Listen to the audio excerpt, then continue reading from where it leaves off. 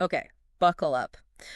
Because we are diving into the world of Brazilian TTRPGs today. Oh, I am so ready for this. We've got this transcript from Boteco de Noelfo. Right, great. And their T20 campaign sounds absolutely wild. Yeah. So picture this. You've just fought your way to a hard-won victory. You're finally getting some shut-eye. But when you wake up, something's not right. And that's where the real story begins, right? What's so cool here is how the GM, the game master, sets the scene. It's like waking up from a bad dream, except this nightmare is lingering. Yeah. The characters are hit with the after effects of this thing called a tormenta, Right. which is like this creeping corruption that just seeps into everything. It gets into your mind.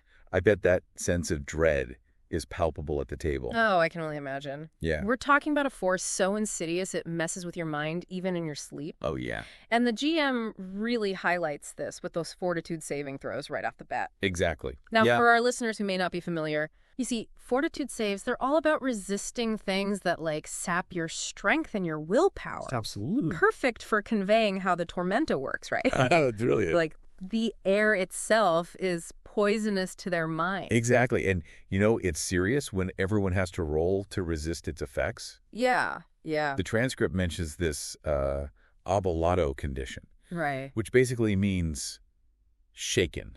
Okay. Not exactly the state you want to be in when you're facing down monsters in a corrupted forest. No, definitely not. It really puts the players in a tough spot right from the get-go. Yeah, and this is where things get really interesting. Okay. Because the players each get a chance to use a die roll Okay. to shake off this abolado condition. Wow. Talk about a tough choice. Yeah, Do yeah. you play it safe and you conserve those rolls, or do you risk it and try to stay sharp? What would you do, listener? Oh, what would you do? And just as they're dealing with this lingering mental fog, Right, yeah. things go from bad to worse. Oh, no. Picture this. The ground rumbles. Right. Cracks split the earth. Oh, my gosh. And bam, Oh, no. a giant maw erupts. A giant what? A giant maw. Okay. Teeth bared, ready to swallow them whole. You've got to be kidding me. Oh, my gosh, that's terrifying. Right. That's the GM really turning up the heat. Oh, yeah. And a challenge rating of 25. That's hardcore.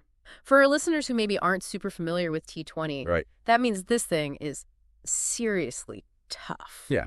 You're not meant to win this one. This is not a pushover encounter. No. Oh, my goodness. It's a real test of their reflexes Right.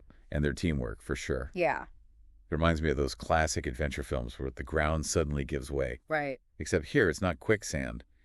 It's a monster with a taste for adventurers. Oh, my gosh. So what happened next? Did they manage to avoid getting swallowed whole? Well, this is where we see that Brazilian flair come out. Okay. They pull off this daring escape using a rope maneuver they call the Beto Carreiro. Beto Carreiro. What's that? It's a reference to a famous Brazilian amusement park. Like a real place. Yeah, like a Six Flags. Okay. It's known for its wild rides. So they named a life-saving maneuver after a theme park ride. Pretty much. That's incredible. I love that. It's great. That's amazing. It speaks to their resilience and this playful energy they bring to the game. Yeah, that's so cool. I love it. Absolutely. It tells us that even under pressure, they're not afraid to have some fun. Yeah. And you see this creativity throughout the transcript. Like, Yeah. there's even a moment where one player suggests freezing the creature's teeth to escape. Yeah. Now, that might sound crazy, but hey, Yep. desperate times Anti-exhibit. call for desperate measures, right? Plus, you never know what might spark a brilliant idea. That's right. But I'm guessing it wasn't all theme park tactics and wacky solutions. You're right. This encounter highlights something really crucial about TTRPGs. Yeah. Knowing the rules isn't just about following them. Right. It's about using them strategically. Yep. The transcript mentions how grappling and prone conditions come into play, which Mhm. really impacted how the fight unfolded. So it's like knowing the rules of chess. Exactly. You can't make a move unless you understand how the pieces work. Right. Only here the stakes are way higher than just checkmate. Yeah, you could lose a character. Oh, yeah. It's about understanding the mechanics of the game, Right. Yes. using that knowledge to your advantage. Okay. Okay. I see. And this is where that abolado condition comes back into play, Oh. impacting their ability to fight effectively. Right. Tough choices all around. Yeah. That is not good. Just when they think they're in the clear, they encounter something even more unsettling than a giant maw bursting from the ground. Oh, no. They come face to face with Odara. And she's not your typical villain. Okay. Imagine a centaur, normally a symbol of power and grace, Right. now twisted and corrupted by the Tormenta. Oh, wow. The transcript really paints a vivid picture. Pulsating flesh, insectile armor fused to her body. It's like something out of a nightmare. That's rough. It's heartbreaking, right? Because beneath this terrifying exterior, there's a glimmer of the being she once was. Right. The transcript mentions her bloodshot eyes, how they flicker with this desperate plea for help. It's such a clever move by the GM, creating this moral dilemma for the players. Yeah. Do they fight this creature who's clearly suffering? Right. Or do they risk their own safety trying to help her? It's a lose-lose situation almost. Yeah, and you can just feel that tension ratcheting up when her pleas are cut short. And that Tormenta energy takes over. Ugh, talk about a no-win situation. So how would the players handle that? Because fighting a corrupted centaur sounds pretty intense, to say the least. It becomes a masterclass in strategic combat. You see them pulling out all the stops to control Odara, to minimize her actions. Okay. We're talking grappling, tripping, using conditions to their advantage. Wow. A real display of teamwork under pressure. It's like they took that whole Abalado situation and flipped the script, using it against their enemy. Exactly.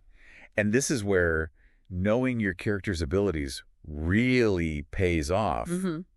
The transcript mentions Bimbo using his shatter maneuver, Morgana unleashing her fire spells, Right. even Richter struggling to manage his mana. Every decision counts. And talk about a battle of attrition. Oh, yeah? It wasn't a quick fight, was it? No, it was a long one. The players had to be strategic, conserving their resources, adapting on the fly. I'm guessing that play-it-safe mentality from earlier came back to bite some of them? You reap what you sow. Right. It's a great example of how long-term strategy plays out in these games. Okay. You see them weighing their options, Yeah. trying not to burn through their most powerful abilities too early. Right. It becomes this war of resources as much as a test of strength. So interesting. What's fascinating to me is how this encounter brings out their different play styles. Yeah. You've got Hugro, who's all about diving into the thick of it. Right into the action. And then you have the more methodical players who are carefully considering every move. Yes. It's like their personalities are reflected in the way they play. And that's the beauty of TTRPGs. You say it's this collaborative storytelling experience where everyone contributes their own unique perspective. Absolutely. It's so cool. But here's the kicker.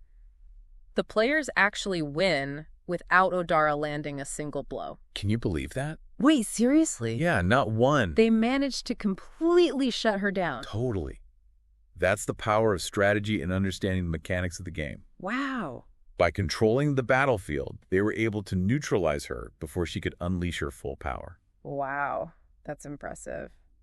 It makes you wonder, though, what could have happened if she hadn't been so corrupted by the Tormenta. Right, like was she truly a threat? Right. Or was she a victim of circumstance? Could they have helped her if they had known more about what they were up against?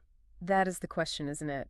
This deep dive wasn't just about epic battles and clever tactics. It also offered a glimpse into the human cost of this corruption, reminding us that even in a game, there can be real stakes and difficult choices. So until next time, keep rolling those dice.